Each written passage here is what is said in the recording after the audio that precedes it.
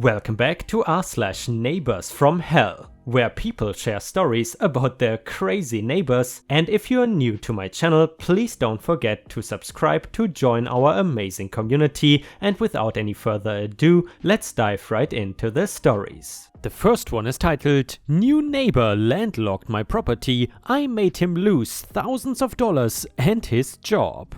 Hello everyone, my story takes place in South Africa, where my mother-in-law had inherited a beautiful piece of land. The land my property was right next to is a well-known lake, and ever since my mother-in-law got the house, she would always invite over all of the family kids and they would spend the day swimming, barbecuing and having fun.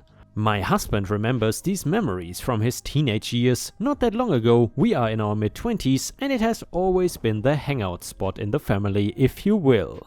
In order to get the house on the property, you have to drive through another person's land. However, the old couple that lived there for years and years were extremely polite about this and did not mind letting us drive through their yard. However, when the wife passed away, the old husband had to be put in a nursing home and the property went up for sale. So, of course, after this, some douchebag bought it and bought the land the property was on as well. We will keep calling this guy douchebag because that is exactly what he was. Immediately after buying the land, douchebag tells my mother-in-law and my husband's family that they are not allowed access to the property anymore because they have to drive through his land to get to it.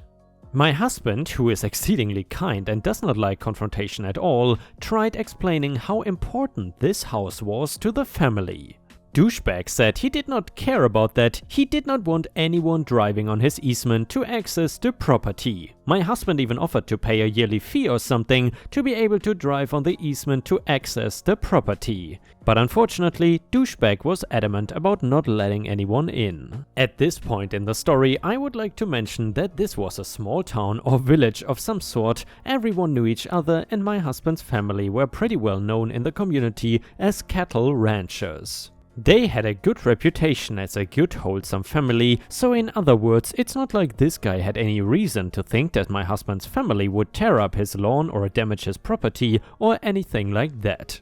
Anyways, flash forward a little bit and we get to the emotional part of the story. My husband's uncle was diagnosed with a fatal disease a couple of months prior to this. His dying wish was to be cremated and have his ashes spread in the property that he loved so much and had so many memories on.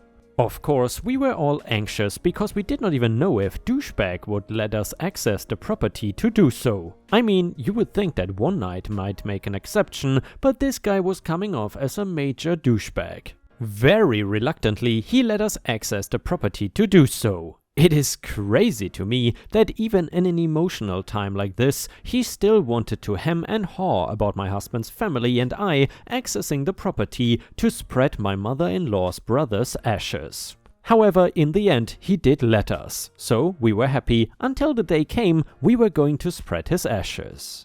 In my husband's family, they have a prayer ritual that they perform when they are burying someone. Even though the circumstances were a little bit different in this case, they still wanted to honor the tradition they so much believed in. Except when they were getting ready to start the prayer, something caught their eye and sure enough, douchebag was standing on the property line watching them. What the hell? He could not even give them the privacy and respect they deserved while they were saying goodbye to a loved one. Of course, my husband nor did any of his relatives say anything. They were good people, sometimes too kind, and besides that, douchebag owned the only feed store in town. Because many of my husband's relatives were cattle ranchers, they did not want to burn bridges and have their source of feed for their cattle taken away. Anyways, about a month or so after this, my mother-in-law surveys a land plot around douchebag's land because it went up for sale. She does end up buying it because she notices through the land survey that there was a way she could access her property through it. So not only was she doubling her land size, but she was also able to come and go as she pleased to the beloved property. She ends up buying a couple of more pieces of land around the area and allowed my husband to build our home on one of said pieces of land. Now, the house was under our name, but technically she owned the land, so if anything, such as renovations or constructions had to be done and it would affect the land, she would have to approve and sign for it. Our house was on the outskirts of the populated parts of the town, so we were not a part of the sewage system. Because of this, we had our own septic tank, which, to be honest, we liked it better because it saved us money anyway. However, one day we came home and we saw signs that indicated the commissioner's court would be installing and hooking up this area to the sewage system. We were not happy about this. Obviously, we knew that my mother-in-law did not approve because she would have told us. We called her and she was absolutely livid. The land was going to be ruined with jackhammering, construction and trucks, etc. We had no idea how this got approved without my mother-in-law's consent or signature, so we decided to do some investigating. And guess who was the contractor for this project? That is right, douchebag. When I told my mother-in-law, she was furious and ended up going to the commissioner's court. They could not even give her a half-assed answer on how this project got this far without her consent, and thus an emergency meeting was formed. The proposal to get my mother-in-law's land connected to the sewage system was denied. They were allowed to implement sewage systems to the rest of the area as long as they were nowhere near the property. So not only did douchebag lose his job, but the city also lost thousands of dollars trying to reconfigure the system.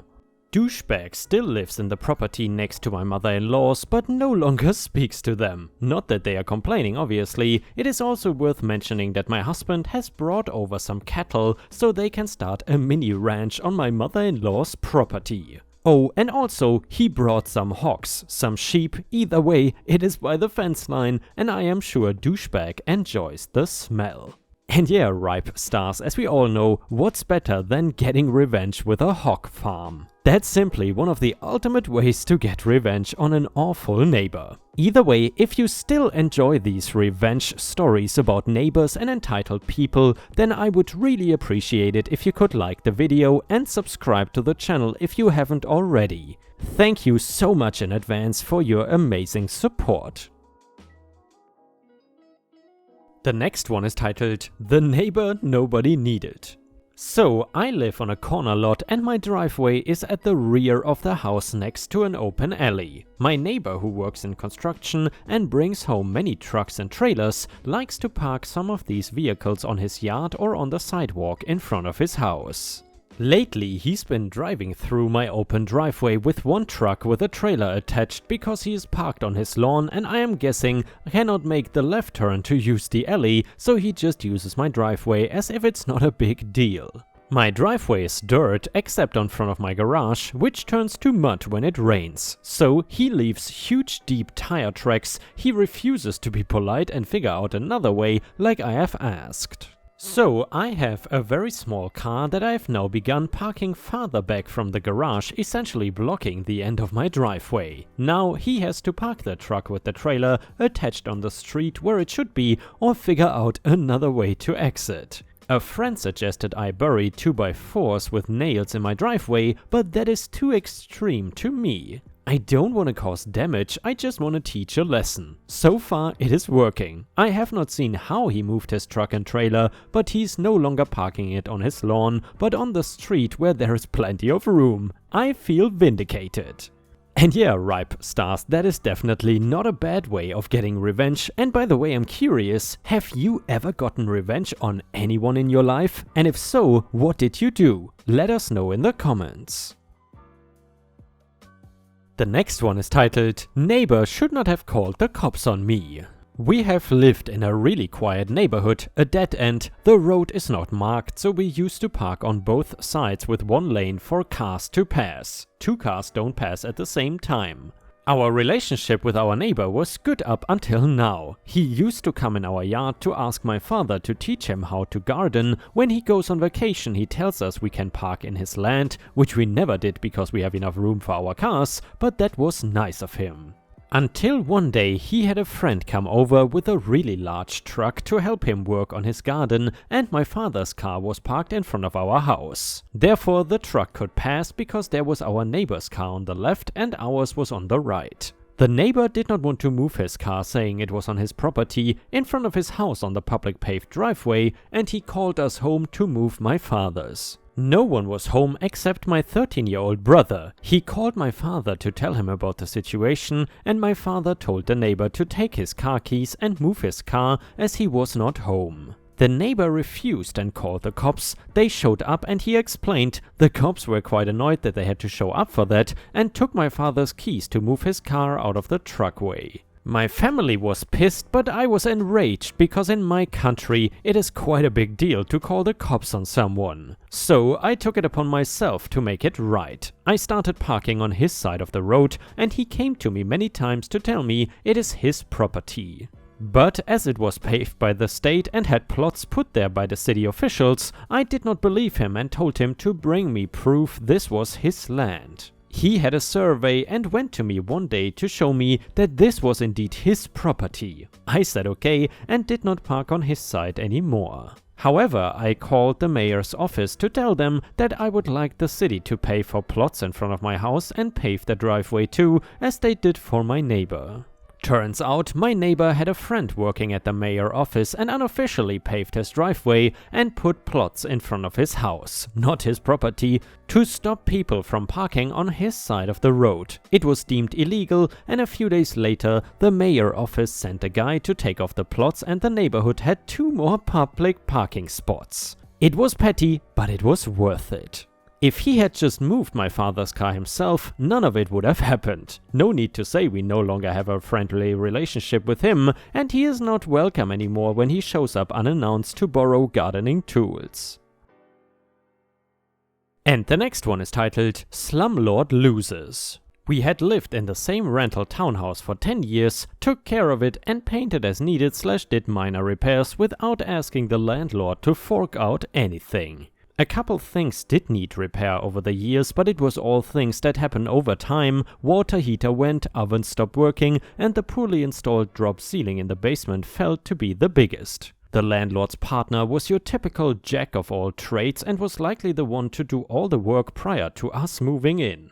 Come May of 2021, the market is climbing, our rent was low, and our landlord decided to, in writing, tell us that unless we took a $600 per month increase to our rent, they would sell. Due to the pandemic, there was a rent freeze, and as our unit was built well before November 2018, we told her we declined the increase, offered to match had they increased our rent the legal amount each year. They refused it. Then they came to us with an N11 form to mutually end our tenancy and move out within 60 days. Again, we refused and told them we would remain at our legal rental rate. Near the middle of the month, something breaks in the main floor bathroom, an unseen leak that had likely been festering for months, bad enough that the subfloor was as soft as wet cardboard.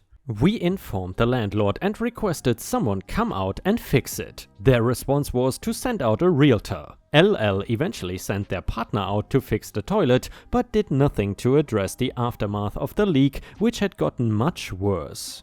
A patch was made and text/email conversations were had to have professionals in to repair the water and mold damage, but they eventually, November 21, list the house for sale without doing anything more than spraying bleach.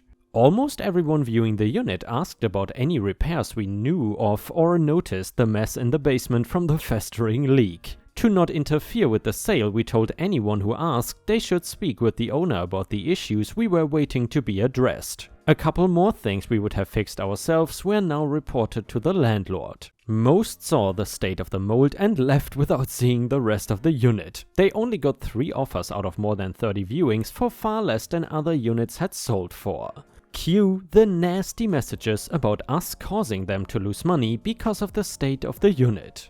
From the moment they came to us about the rent increase, I took it upon myself to educate myself the best I could on the process of having to move for a purchaser's use and 12 eviction. I then lined up a great paralegal before the landlord had even sold the unit. So this is where the revenge starts. There are certain rules that have to be followed or you will lose your case for eviction and possibly the sale of the house. I picked apart the paperwork the realtor filled out for the landlord and came up with 5 mistakes that would have it dismissed when it finally made it before the landlord and tenant board. As soon as the mistakes were noticed, we sent a message with the date and time the paperwork was received, and we informed them about 2 weeks later that we would be exercising our right to a hearing and thus cueing their panic over not being able to meet the commitments of the seller's contract. Threats were sent, and it was clear that the landlord and their realtor had no clue on the process of selling a tenanted home. With the closing date on the 31st, just over 2 months later, and taking those 2 weeks to reply made a big difference to the proper dates listed on the forms. If you rent, you cannot be asked to leave before the last day of your rental period. You pay on the 1st, your last day is the 30/31st of the month.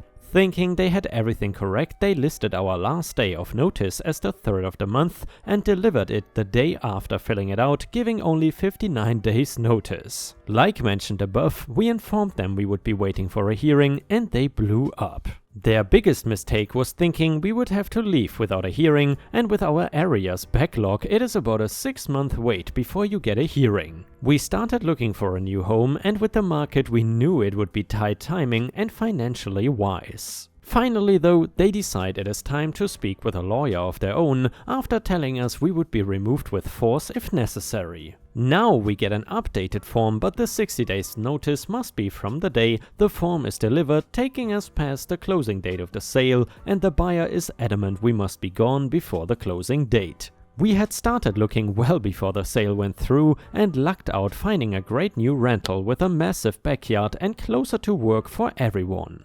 Then we get a message offering $400 to help with moving expenses if we choose to leave a couple days before their closing date, opening the gates for a cash for keys negotiation. Knowing how much they bought and sold the unit for, I knew a rough estimate of the profit they would make after fees and capital gains taxes. House Sigma is a great tool. Our counteroffer is significantly higher, think a year's worth of rent plus our moving expenses and lawyer fees. A little bit of haggling and stressing how difficult it is to find a rental with the current market, we then settle for almost the entire amount we asked for. The little extra cherry on top is our cash for keys deal was worded so that we could still file for harassment and the non-completed repairs which they will be notified of once the landlord and tenant board catches up sometime next year. And the next one is titled "That Time the Bully Got Bitten in the Butt." I, female 33 at the time, once had a run-in with a blatant bully. My family owns a business, we come from a lower middle class neighborhood and kept close contact after we moved. Jane, female 93, was in her 70s at the time, was our old neighborhood friend. She was an office worker all her life. She was one of the forever dwellers in our neighborhood. I had a specially close bond with her, but not anymore. Jane worked 40 years at a factory and then got a job at another manufacturing company. After retirement, she got laid off, so she found a job at a dentist's office. Dr. Jake owned 3 dental offices, so he depended on his employees to keep things running while he was not around. Jane worked for him for about 5 years. Jane and the other workers, all females, formed some sort of a clique. They loved her because she was their elderly pal. I would visit Jane on some Saturday afternoons, bring pizza or lasagna, and enjoy how the day ended in my old stomping grounds, just like in the good old days. I left my old neighborhood when I was 16, but I still cherish it. She always talked about her work friends, and sometimes they picked her up for an outing or they would carpool to the supermarket. There was this friend in particular, Nancy, female 60s, she was the one who seemed most friendly with Jane. I would like to add that I never ever had a conversation with any of these women, much less any type of a fight. As their relationship progressed, Jane volunteered lots of info about Nancy's life. She was more or less a lonely female who loved to gossip and was involved in a relationship with a married man. His name was Ed, male, now maybe about 43. Whose wife worked as a receptionist about 3 minutes away from the dental practice. Jane said Nancy was crazy because she liked to stalk her lover's wife and gave him money often, help with a loan monthly payment, help pay for his car, buy him food so that he would come visit, give him 100 here, 80 bucks there, etc. Their friend group was tight, so much that Jane would call them to clock her in. They would do this for each other all the time. My friend, who also knew Jane, kept telling me the office always seemed empty except for the days when the doctor showed up.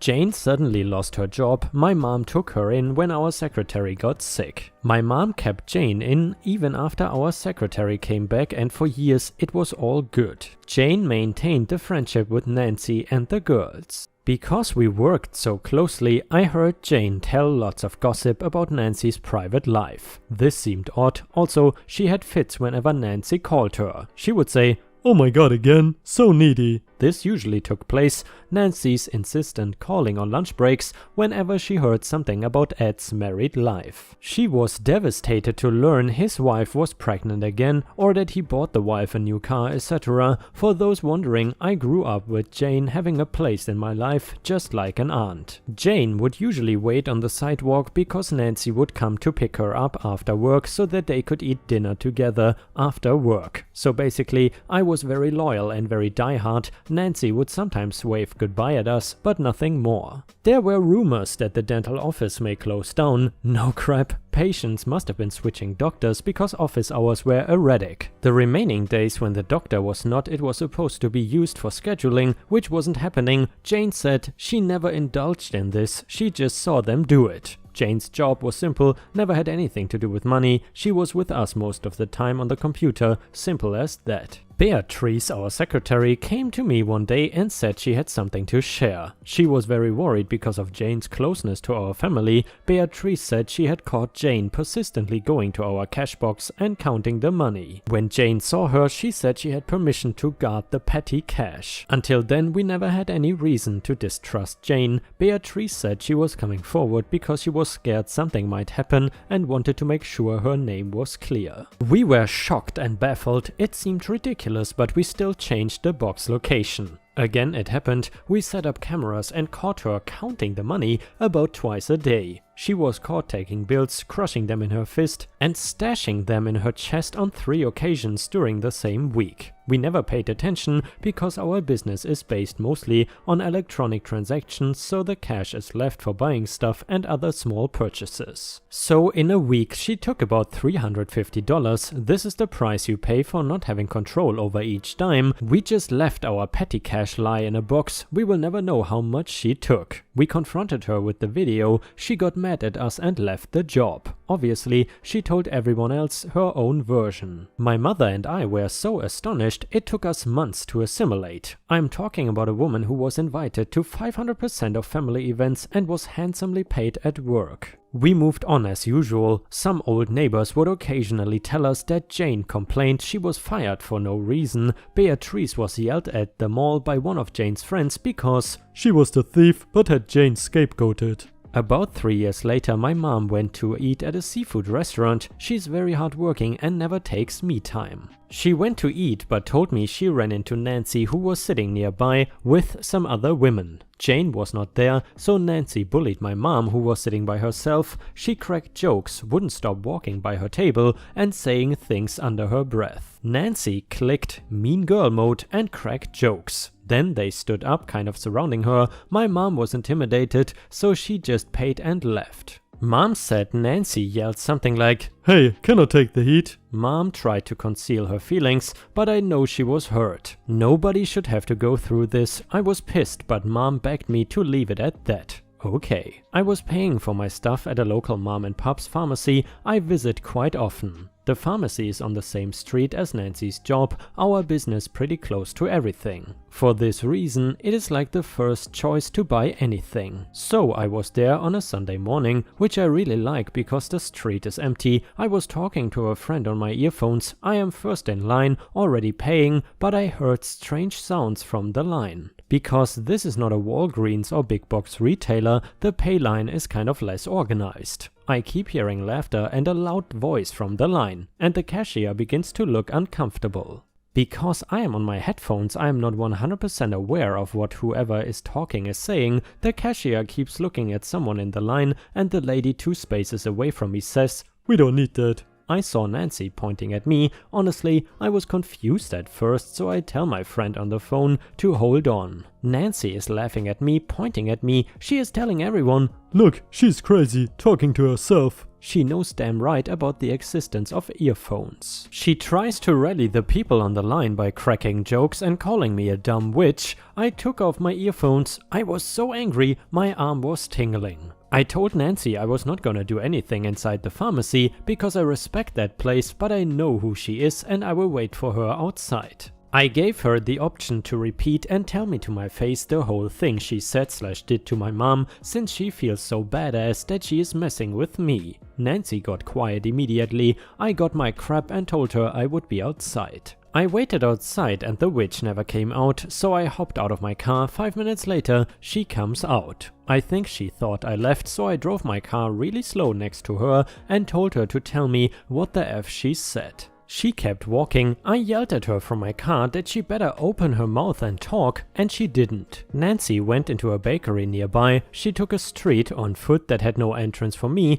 No problem. I took the next entrance and parked at the bakery. I stood next to her and told her off, and then ordered some food for takeout. I warned her that if she ever saw my mom or anyone in my family, she better cross the street. Oh, and please call your friend in my old neighborhood who put you up to this to see if she can come to help you now. Nancy just kept her head tilted to the side. I left. I called Nancy's boyfriend's wife and told her. I gave her all of Nancy's details and how to get to her house based on Jane's constant gossip. Basically, Nancy lived about 3 blocks away from her job in front of an Adventist church. I told her Nancy's car info. I didn't call as a snitch. I called saying I was Nancy, who suffered from rightful indignation. The woman hung up on me but took my next call again. I called the dentist at his other office. I said I was an inspector to get him to come personally on the phone. Once he did, I told him everything I knew but never gave my name. I called him lazy and incompetent to keep an office and hung up.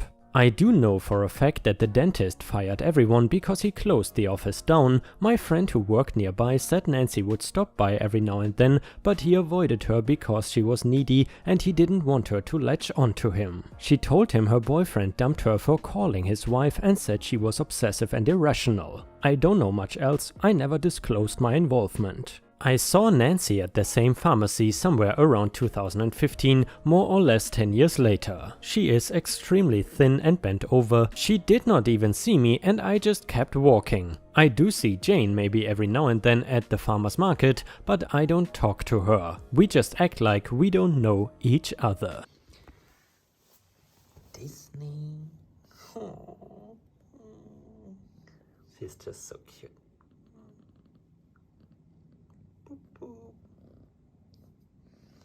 And yeah, she really likes when I rub her belly as well. She does not mind, right, Disney? You don't mind. Oh. Just such a cutie. By the way, guys, if you have cats, do you also always remove this with your fingernail or whatever? Sometimes I use like a cotton bud, but I think if you do it like very carefully with your fingernails, okay too. I usually have that after sleeping, so I think it's better to remove that. And is your cat also always this sleepy? Seems like Disney, she's taking a lot of naps. Ironically enough, a cat that we had in the past, her name was Sleepy. Sleepy did not take as many naps as Disney.